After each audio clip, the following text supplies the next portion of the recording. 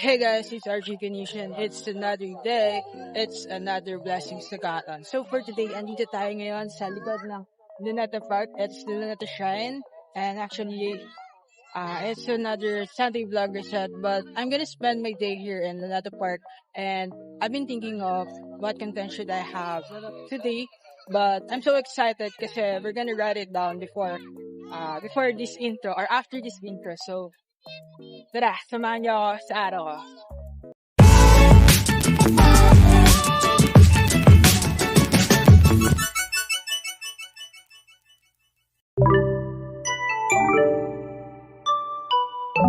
Ayan guys, so I'm all by myself and I got in here, like I'm so safe that I got in here.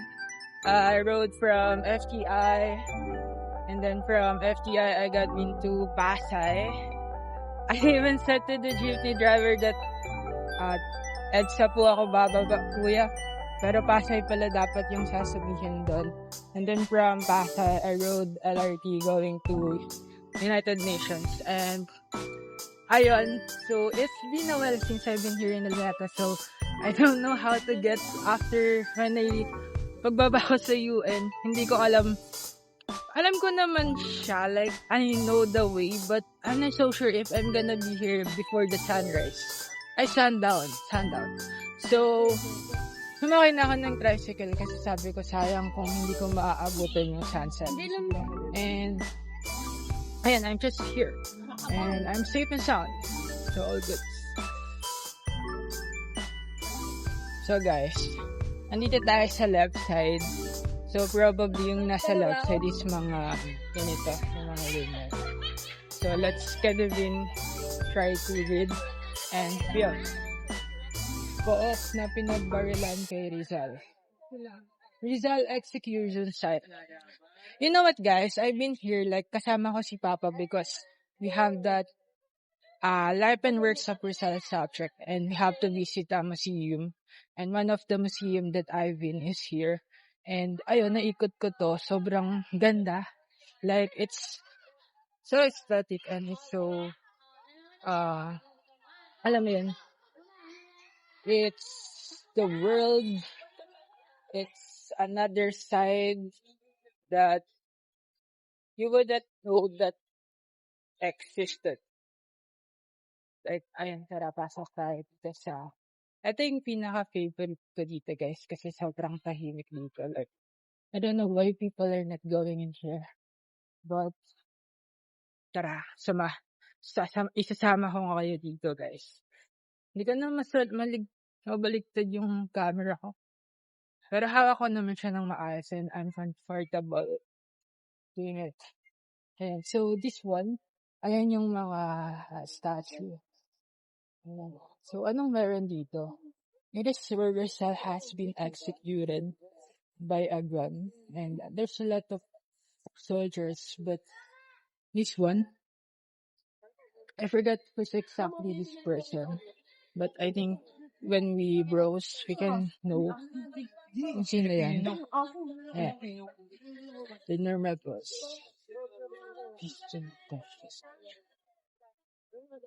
Ayun.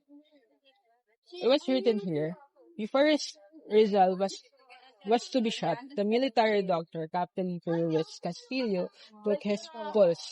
It was his great surprise to find out that Rizal's pulse was normal, to which Rizal addressed, I have no fear to die because I have no fault.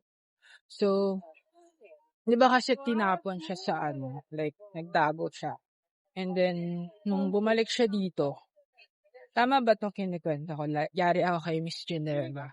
Ayan, so sabi niya naman, wala naman siyang kasalanan. Kasi, ayan niya, tama naman. Wala naman talaga siyang kasalanan. And if we find out more, ayan, tara, tayo sa honor. Ito yung nakikita natin kagabi. Hinawakan yung pulso niya, tapos, sinabi niya daw na she has no pulse. Ayun, the execution. Ito yun, guys. As the hour drew near, the captain pulled out his saber and commanded, Preparen, apoten, fuego! Rizal in a violent effort turned his bullet-ridden body clockwise to the right to face his shooters and fell on the ground dead, with his feet upwards toward the morning sun. So, magaling din pala mag-project si Jose Rizal, guys, kasi naisip niya yun. Very good, oh. You're my national hero after all. And then here, so this vlog, guys, I've been searching lang muna for the Luneta Park kasi nandito na tayo. Ay, baliktad pala ako ng ikot kasi station 2 to. The mock trial. On December 26, 1896, Rizal was brought before the mock court to the face charges of rebellion. Ayun nga, kasi diba, the one that he created is considered rebellion to the Spanish. And then, ayun, an illegal association. The term mock is used at very start because Rizal's fate had already been decided. Rizal was sentenced to death by firing squad here in Bagong Bayan, which is now called Luneta or Rizal Park. So, this is where Jose Rizal has been shot. Tama ba?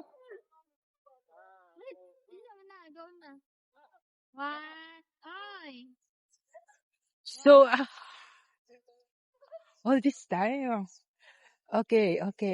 So, it makes sense now. Ayun. Tapos, ito, sa Station 3. Ay, hindi, tama lang ikot ko. December 29. So, hindi pala siya nakaabot ng New Year na. Ayan, December 29. One day before his execution, Jose Rizal visited his mother, Teodora Alonso, and his two sisters, Josefa and Lucia, inside his prison cell at Santiago in Terminus, Manila. So, ayun guys. So it's really historical. It's not just that ginawa lang siya. It have reason. And at the evening of December 29, Jose Rizal wrote his famous poem, ayan, si Mi Ultimo Adios, and placed it inside the alcohol burner. So, we can read out that Mi Ultimo Adios. And here, it's been with his girl. And here, what are you doing? Rizal with his friends. So after all, Rizal is not a loner. But Rizal also has friends. And what's written here that on Station 6, Rizal was visited by his trusted friends. So it was visited. So his friend is the one na nagpunta sa kanya. Si Travel de Atrade and Father Valaguer. Oh, familiar names. Ayan. Binigyan siya ng typing para remembrance ng pagkakaibigan nila. Pero, hindi si Balaguer could not stop weeping because he could not accept na, ayun nga, Jose Rizal was already papatayin na siya and may sentence na yung buhay niya. And from that, Rizal then advised his friend Friar not to attend and witness his execution as it would only be a burden to his part. So, ayun. So, naikot na natin to. Ayun. Ito siya, guys. Ito sa inyo. This is the field. Nandito siya sa my left side ni Luneta Park. So, you can also visit in here.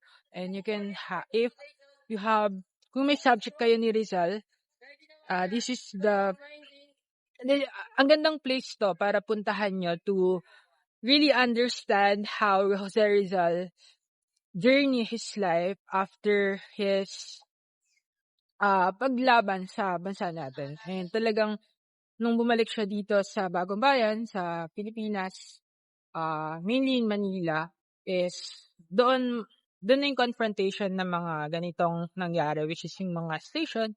Ayan. And the time that his life has ended. And a quick realization lang to Jose Rizal na.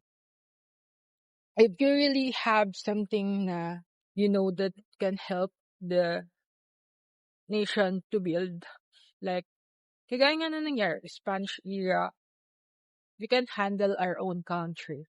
But right now, we can handle our own country, pero kailangan pa ba natin ng Jose Rizal para mas mapatakbo ng maayos yung bansa natin? Diba? It makes sense. Like, we already been in a democratic country, and we all have that stuff, we all have that vision in mind. But then again, ang dami pa ding problema. And it's just piling up from the digital world that we have. Yung mga, tawag dito, like, mga issue. Sobrang daming issue sa paligid. But at the end of the day, I'm not saying that we should work like Rizal, but let's be reminded na may taong kagaya ni Rizal na gumawa ng something na makatutulong para sa sarili niya, para sa pamilya niya, and of course, para sa bansa. So, if you have the vision in you, kung may pangarap ka para sa sarili mo, kung may pangarap ka para sa bansa, then why not start it? Alam ko, you just need that little push in yourself. Kasi alam mo, yung mga pangarap natin na yan, yung mga little 3 a.m. dots, it's all that matters when we start doing it. Like, itong pagpunta ko sa Luneta, hindi naman ako dapat nandito eh. Dapat nasa bahay lang ako nakahiga. But then again, kagabi sabi ko, I want my Sunday to be remembered. And I want my Sunday to be something that I can remember after Sunday. Like, kapag nag-Monday, nag-Tuesday, nag-Wednesday, nag-Thursday, nag-Friday, maalala ko na, ay, nagluneta ako, ito yung ginawa ko nung araw nito. And it will be my achievement. At the same time, meron akong nagawa. Or, alam mo yun, this time, parang, ang hirap mag-function and to be productive. But when we started doing something, nagtutuloy-tuloy yung energy natin and nagbo-boost. You know what, guys? Rizal execution is really painful. And at the same time, masakit. Kasi lahat naman ng tao is gonna die. But we should not expect that we're gonna die on same like Jose Rizal. But then again, it's our visionary point of view and it's our destiny. So we're gonna control that destiny. So we don't want to be executed like Jose Rizal. But on the other hand, it must be a promise and dedication that Jose Rizal did give his all to complete his mission in life and be a person that he wanted to be. And kung sa'yo, if you have that vision, live with it. Hey guys, they have something in here. It's open air auditorium, so admission is free. So let's go and let's go. Hey guys, so there's a festival here, so let's try to enjoy and watch. So it's gonna be like a real goat show. So let's go.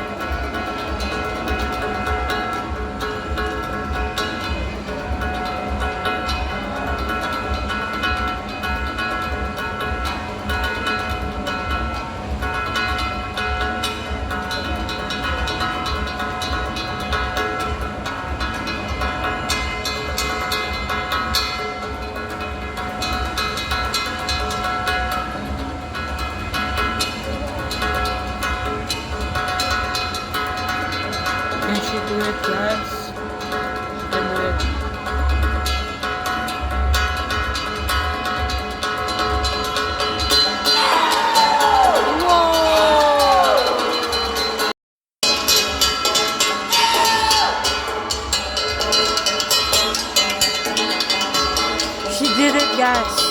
She did it. Whoa, whoa, whoa.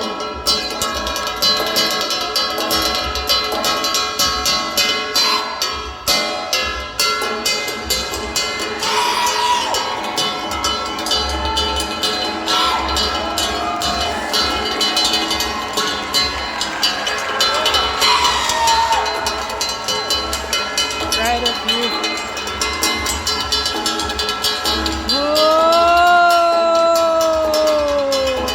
This is my first time seeing this in real life, guys. How many? 1, 2, 3, 4, 5, 6, 7, 8, 9, 10.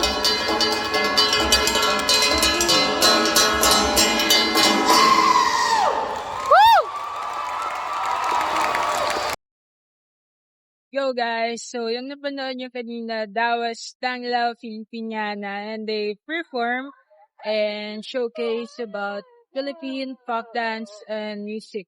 And talaga naman grabe,